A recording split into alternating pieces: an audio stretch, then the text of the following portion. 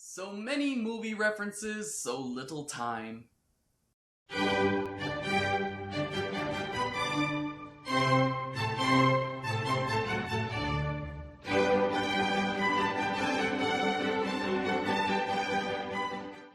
Oh man, remember I'm looking back at our old vlogs. No, we were making movie references left and right. Mm-hmm. We would say sounds like Jurassic Park. This is Star Wars. This is Jaws. This is that and this and this. Well, we kind of haven't really fallen out of that. I mean, we made Star Wars references like 2 episodes ago. Mm-hmm. We made a Jurassic Park reference, like I think in the episode before that as well. Yeah, but this takes the cake. Like, I could count out like 5 and 6 movies on this. I only counted like 2, really. I counted 3 and 4. Okay. Alright, so here, let's see. The summary is that, we're picking up where the last episode off. Of course! Of course! Of course! And we have to defend ourselves from the invading army. Astrid and Tough Nut are the only ones left to defend the island. Rough Nut is still captured, and Hiccup, Trader Johan, and Snotlout are trying to rescue Fish Legs from the dragons. And of course, everything works out. Tra-la-la. Yes, tra-la-la, and everything's fine and dandy. Mm-hmm. Seriously, I love that. Tra-la-la. But this was actually pretty enjoyable. I mean, the fact that the plot wasn't really moved along, which is... What is the plot? What is this plot you keep referencing? We don't know the plot. That's the problem. The plot seems to be centered around, of course, the dragon riders against the dragon hunters. Yes. And the whole point is a race to protect the dragon eye, because they don't know, because the riders don't know what they're going to use it for, except the fact to find dragons. Yeah, but I want to know exactly what is this dragon eye? Like, what's the purpose besides fighting dragons? We may never know. We may never know the answers. It will and always will be an unsolved mystery. But, we might as well call this Red versus Blue. Okay. Where hilarity ensues. Because that's all you get when you have Tough Nut planning your defenses. It called it. Yep. Well, of course you called it, because we're looking back on these episodes anyway. I know. But I'm saying, that I called it. Oh, thought of a third movie reference, actually, now. So pretty much, okay, we saw Home Alone 2 with the burning rope thing. We see Mr. Bond. Oh, right, Mr. Bond. Okay, that's 4. Mr. Bond. At last we meet, Riker. What's that damn chicken? Right. I forget which is the movie where they quote, "I love the smell of napalm in the morning." I think that's Apocalypse Now, or was that Platoon? Either way, those are movies I haven't seen yet. Yeah, it's one of those two. It's one of those two, and the whole imitating the dummy things kind of reminded me of Three Amigos. Yep. So, there's like 4. And then there's the logs. From Star Wars. Ewoks. And they even have the Wilhelm scream. So, hey, extra bonus points. Mm-hmm.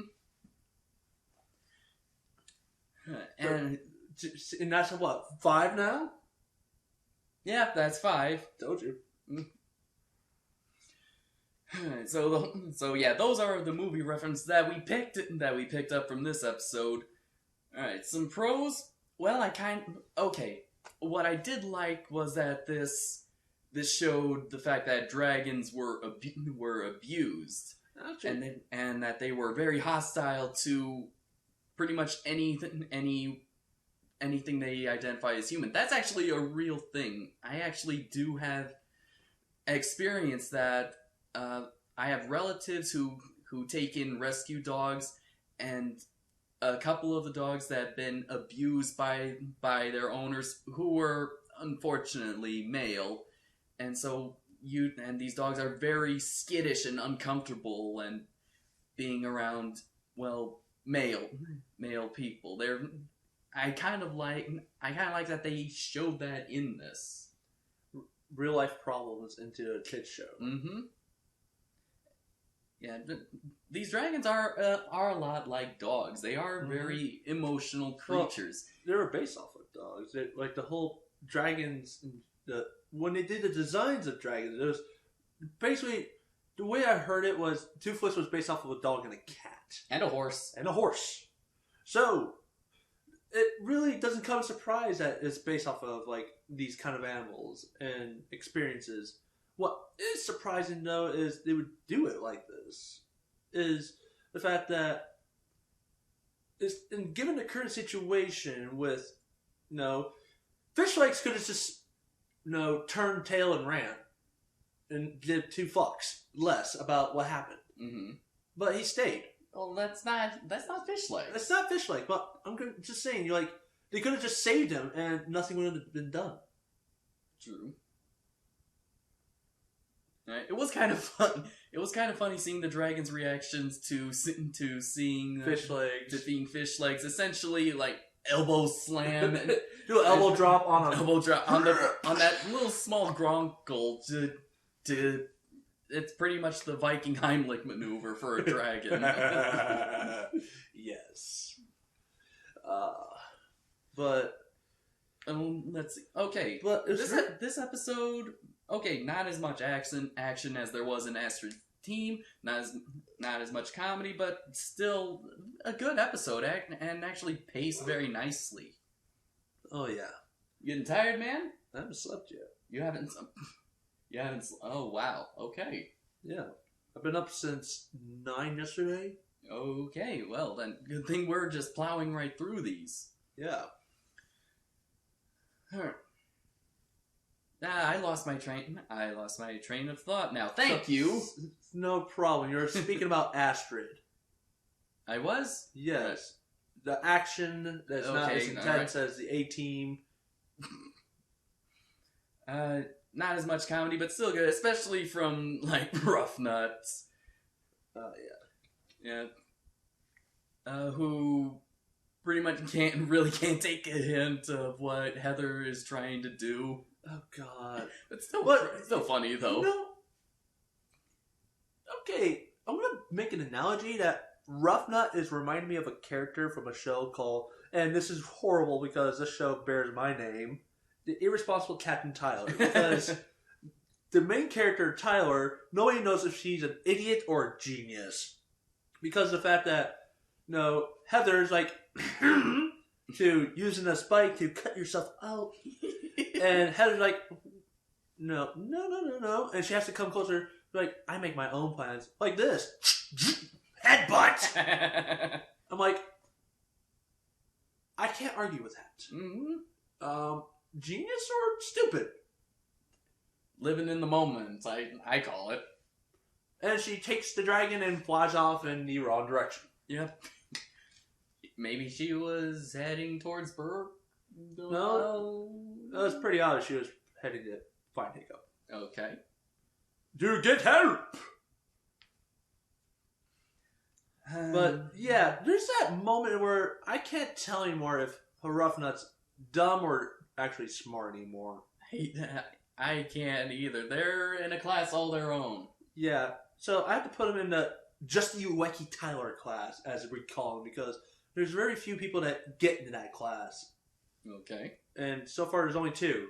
Mr. Tyler and, Rough Nut. What about Tough Nut, though?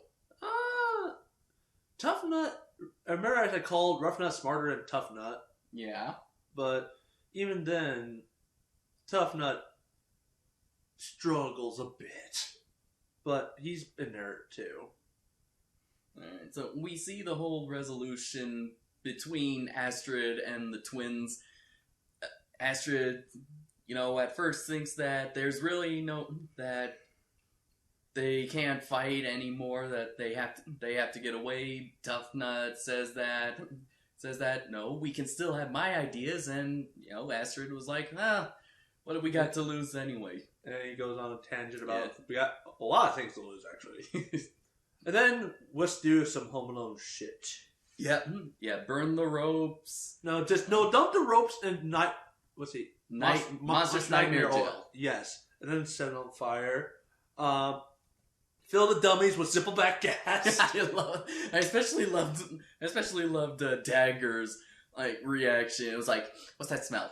I know that smell. It smells like zippleback gas. Zippleback gas." And then they had the torch. That is actually Home Alone logic right there. Yes.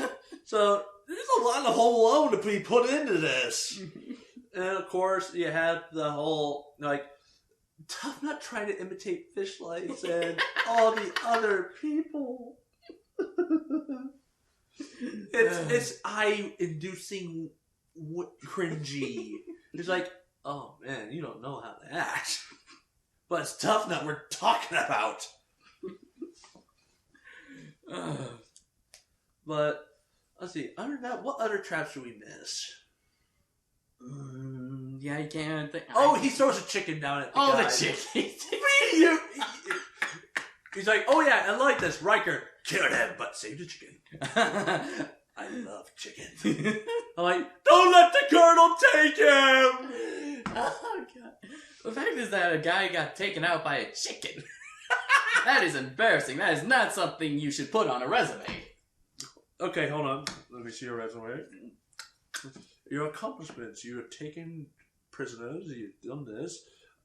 You were taken out by a chicken. Weaknesses? Chicken. Chicken. Explain that. Do you have an allergic reaction to chicken? No, I was actually taken out by a chicken. You're dismissed. No, what was that? The Blazing Saddles? I want blah, blah, blah, blah, blah, blah, blah. Oh, that... Really? Where? I didn't... No, that's I was trying to think of that when I was reading your resume. I want this and that, and you were taken out by a chicken. I don't know. It's been a while since I've seen that movie. There was at one point I could recite that. But no. but anywho, so unfortunately, the dragons are trying to save Toothless. Back with Hiccup and the rest. They try. Yeah, the dragons. The problem with the dragons trying to save Toothless is they didn't know that. I know Toothless can't fly on. I know that's the sad part. Like, what would happen if they did save Toothless? No, that's kind of a tragic fate. Yeah. That's a scary fate, really. Mm-hmm. No, that's nightmare fuel.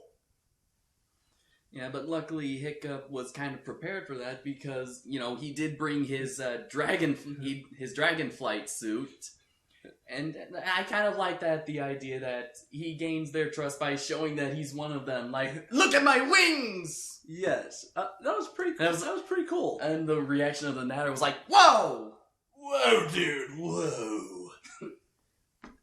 And honestly, it's an improvement from when we first saw him trying to develop those suits.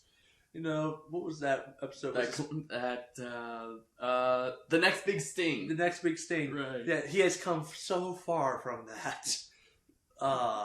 Those memories. Mm-hmm. Those memories of tragic failures. Well, you can't get success from success. You can only get success from failure. Touché. That's twin logic right there. Yeah. But there's nothing else I can add.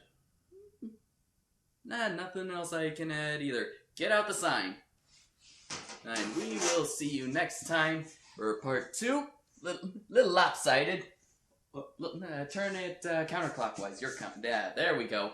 We'll see you next time for episode 11, which we can't remember the name. So, bye.